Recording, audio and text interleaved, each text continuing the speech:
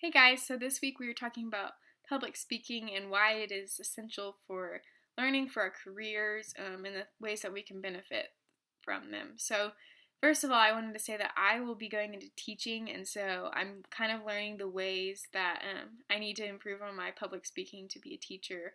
I know it's a lot different than getting in front of an audience of adults and everyone's taking notes or whatever, but it's still a form of public speaking and there's still a lot that I need to learn to improve that. So, public speaking is really used in just about every single career choice. So, I think it's important for every single person to learn.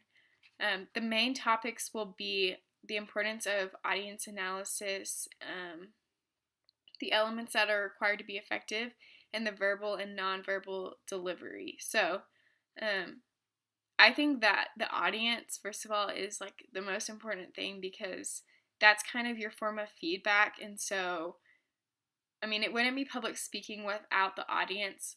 So it's important to pick up on, the reactions of the audience. And it doesn't have to be the feedback like they come up to you and tell you good job afterwards. Sometimes it's just picking up on their emotions and their facial expressions. Um, and that's kind of your signal during your speech on if you need to pick up the pace or keep going as you are.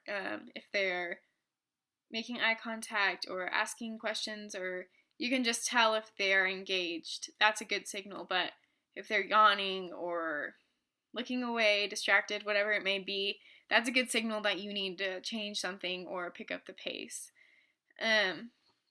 Next is some effective elements for public speaking. I think the most important thing, and we've discussed it, is practice and practice and practice.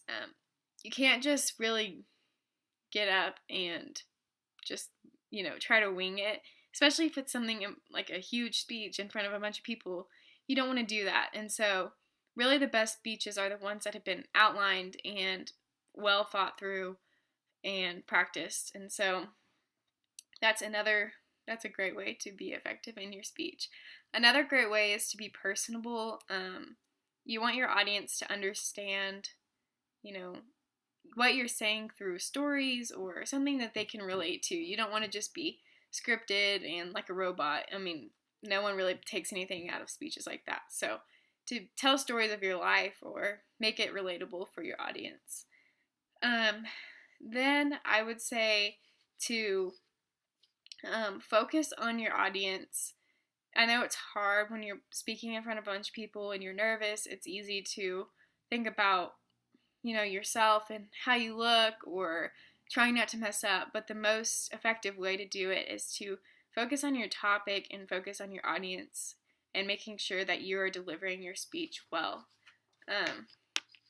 Another few aspects of public speaking are your verbal and your nonverbal delivery. And so your nonverbal delivery is like your posture, your gestures, your fiddling, whatever you're doing that can be distracting. Like if you're kind of like bouncing on your toes, that's distracting. Just random things that people form nervous habits. And so that can be distracting for your audience and also just show your nervousness.